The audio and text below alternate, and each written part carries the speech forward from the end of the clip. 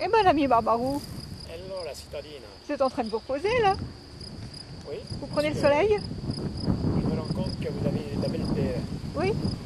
Parce qu'on entend le grillon et c'est bon signe qu'on l'entend comme chez vous. Vous voyez, si votre terre elle est point détériorée Les par les pesticides? pesticides et les autres mauvaises choses qu'on met dans la terre. Alors, qu'est-ce qu'on fait? Qu'est-ce qu'on attaque, monsieur Barbarou? En tous les cas, vous êtes devenu un habitué, hein? Oui,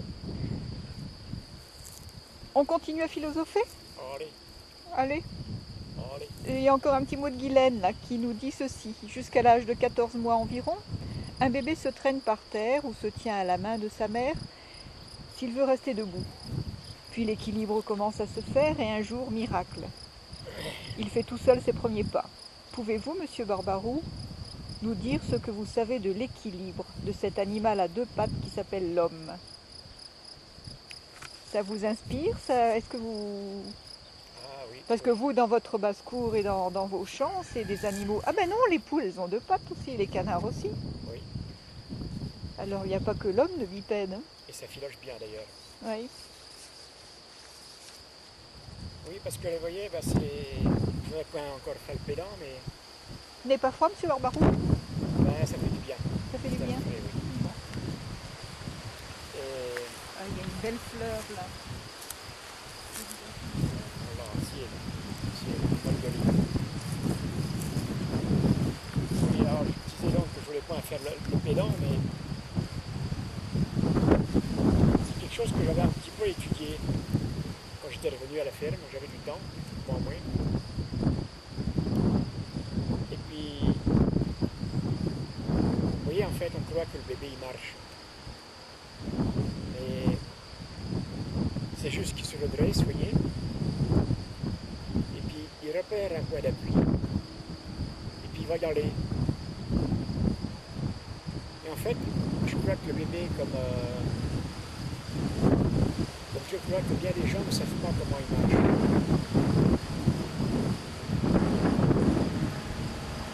Et,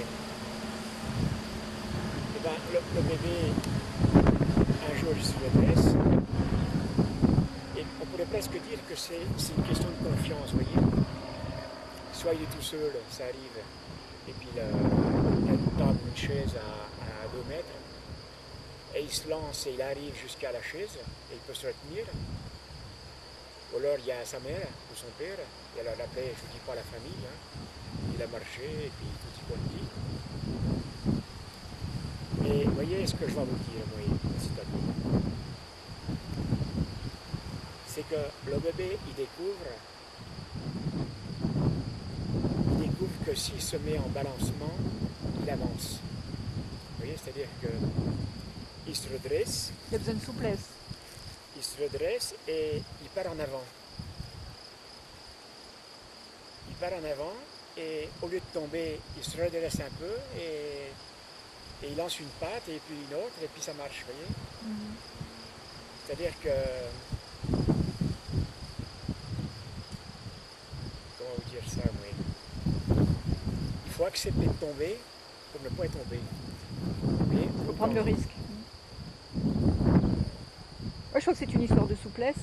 vous tenez debout parce qu'en réalité, vous bougez tout le temps, vous voyez. Oui, comme le vélo. Quand on fait du vélo, si Voilà. on reste sans bouger, on se casse la marche pas. figure.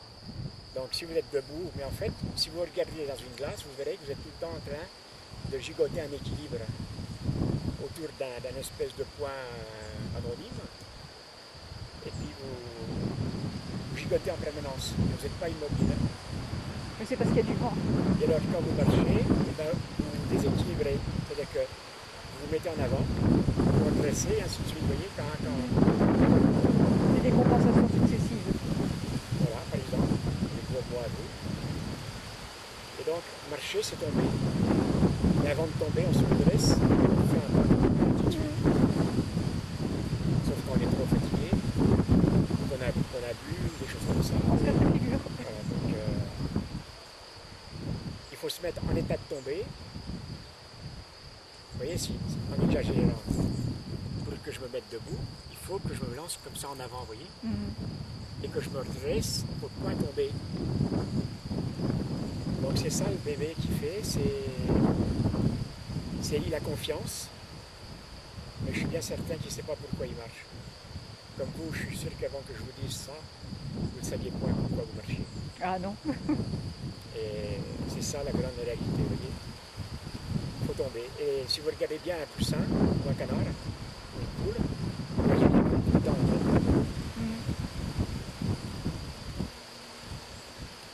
Donc voilà, je ne sais pas si on a assez répondu à Guylaine la curieuse, mais Ah, c'est votre plus grande admiratrice. Ah ben, Jola, oui. Donc voilà. C'est tout? Ça sera tout pour aujourd'hui et pour le sujet. Pour le sujet. Allez. Eh bien, je vous remercie. Allez. Merci, Monsieur Barbarou.